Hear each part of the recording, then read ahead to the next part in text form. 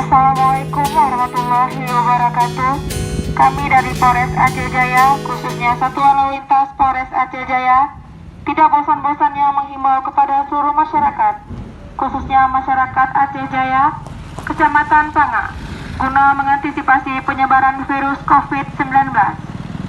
Dimohon kepada masyarakat yang masih berkumpul di warung-warung agar dapat membubarkan diri demi menjaga kesehatan diri, keluarga, dan orang lain, guna pencegahan penyebaran virus corona dengan kontak langsung atau bersentuhan satu sama lain.